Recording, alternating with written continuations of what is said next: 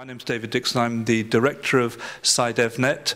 If you haven't heard of us before, hopefully you will know a little bit more by the end of the evening. What we're going to be looking at particularly is the role of science communication in development, the role of science communication in enhancing the contribution that science can make to development by actually moving science from the laboratory into the public sphere, by finding ways in which science can be picked up either by the public sector or possibly through the private sector, can lead to innovation, and the whole process itself can lead to the process of sustainable development. We're delighted and very fortunate to have an extremely eminent panel with us tonight to answer some questions and to start the debate rolling. We have Philip Campbell, who's the editor of Nature.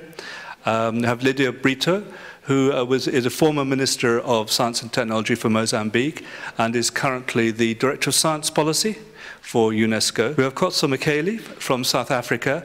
He's the former Chief Executive Officer of the National Research Foundation. We have TV Padma, who is our Regional Coordinator for South Asia. We have Chris Whitty, who is Chief Scientist and Director of Research and Evidence for DFID. And finally, we have Nadia El-Awadi, current president of the World Federation of Science Journalists. I'd like to lead off with a fairly basic question, which is how important is science communication to development? If indeed you are looking for a sustainable development, a participatory process that builds wise societies, then clearly the role of science communication is really enormous, it's large, because it's about guaranteeing that society becomes wise, because it can use the power of science to really change their own lives and their own destinies. And I can immediately think of the recent example of, India's draft Biotechnology Regulatory Authority bill, when somebody actually decided to insert a clause that if somebody criticizes biotech products, but what they had in mind was GM products without sufficient evidence, they can be fined or jailed or both. Mercifully, I heard that the clause is now being dropped. But that is sometimes the extent to which there can be a disconnect between the scientists and the public, which will at some point be receiving or utilizing the technology that's being generated. And this is where journalists, more specifically science journalists, have an added responsibility to put the issue properly into perspective, to throw open the debate, take in various points of view, and foster this dialogue. If science journalists or other journalists did not throw up this whole issue into newspapers or elsewhere, they would very well have gone on. Who would have known that there is this clause? And what if the parliament had actually passed the whole bill, because no one would have known? But once the objection is raised and people start debating, then that sort of gives them an incentive to reflect upon it. As journalists, we are communicators, and we communicate at the public level, and we know their language. So it's our job to get the information out of the scientists and to help them communicate that in a way that's understandable by the general public. So yeah, I think it's important to make sure that science journalists do cover that gap, but it's not only the role of the science journalists to communicate. There are a whole large number of different categories of people who should be communicating science.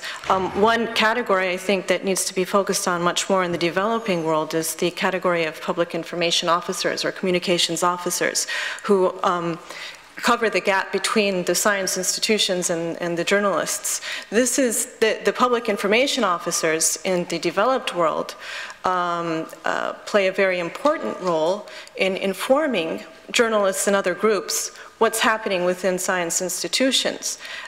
In many developing world countries, we don't have that category of communicator. And as a result, as a journalist, to get information on what's happening within a science institution, I have to do a lot of hard work to figure out what's happening and to get the scientist to speak with me and to figure out which scientist is the right scientist. Hello, Peter Green from Alpha Galileo Foundation. Nadia, you gave me a wonderful intro there. Can I just support everything you've said about the middle area, the press officers, the communication people. In the north, it's often very fashionable to be rude about spin doctors. Real press officers aren't spin doctors. Real press officers are a bridge between the two parties. And I agree entirely with what you say. We have a problem in Europe like this, actually. And that unfortunately there is a belief that if you just educate scientists to be better communicators, and if you persuade the media they ought to promote science, all will be solved. And that isn't the case. Scientists have got to complete their PhDs. They've got to deliver those projects. The media have to meet what their editors want. It's the people in the middle that are important. And if you think you have a problem in the Arab world, we certainly have a problem in Europe too. If science communication is so important, whose responsibility is it within a country to see that this area of activity gets developed? Let me talk very candidly about some of the challenges that we're confronted with on the African continent. In Southern Africa in particular, we still have to reach a particular level of maturity, I think is the term that I want to use, to appreciate and understand how collectively we are obliged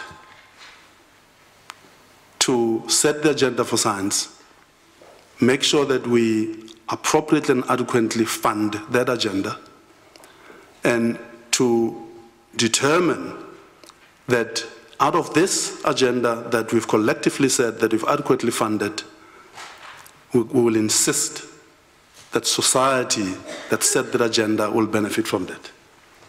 Unfortunately, these conversations gets all messed up right now, partly because of immaturities on all sides as to how best to proceed on this issue. What actually are the tasks, what are the things that scientists can do to make this process of science communication work better than it does at the moment? So, science is chock full of uncertainty, and scientists as a profession, at least supposedly, and I know in reality, expose themselves to critical thinking. And if there's one thing that scientists are agonizing about now, this side of the world, that is both in America and in the UK especially, it is the collapse of trust in scientists within climate change research. And one of the elements, I mean, there are lots of elements one could talk about there, but one of the underlying elements that's come out of conversations in Britain is a sense of resentment amongst news editors that scientists, the science correspondents, had somehow led them to believe that what science said was godlike certainty, whereas in fact, of course, it isn't.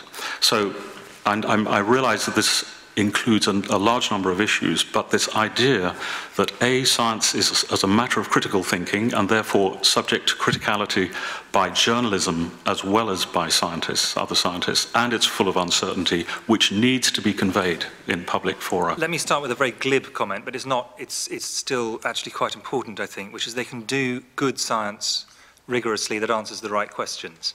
Because there's a lot of science that's actually not very good, and communicating bad science is actively unhelpful. Moving on from the glib to the slightly wider thing, I think it's very easy to simplify this by talking about science as if it is a single entity and you're aiming at a single audience. That's not true, clearly. And what scientists can do depends on what they're trying to achieve and what audience it is they're trying to interact with. And I completely agree with the point that this has to be a two-way interaction. This is not a one-way direction of information flow. Sometimes what people are trying to do, scientists should be trying to do, is to engage the public in the excitement of science, just to get the understanding of what this really means. And in development terms, that is essential in a very non-specific but very important way. And then the responsibility is for individual scientists to publicize their own work through whatever channels are most appropriate in an exciting and accessible way that maintains accuracy. And I think a lot of what we've talked about so far really falls into that group. But if we're talking about science for development, there are at least 3 other things people are trying to do. One is they're trying to get their science, the science that is available, into the hands of technical groups who can use it. They might be agriculturalists, they might be doctors, they might be a whole variety of other groups who need science for their daily work.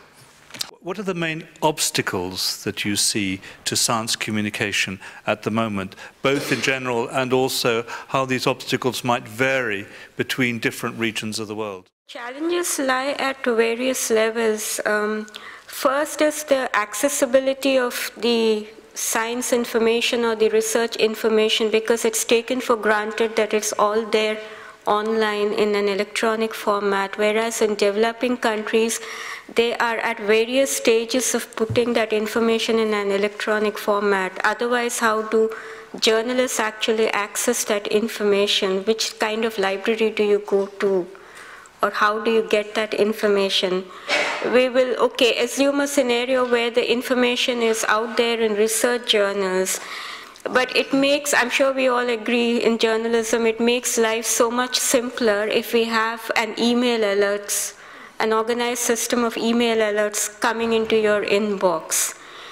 What if that system does not exist, which is what Nadia referred to in one way when she referred to press officers, but there is no organized system of somebody who is alerting journalists or helping them out access.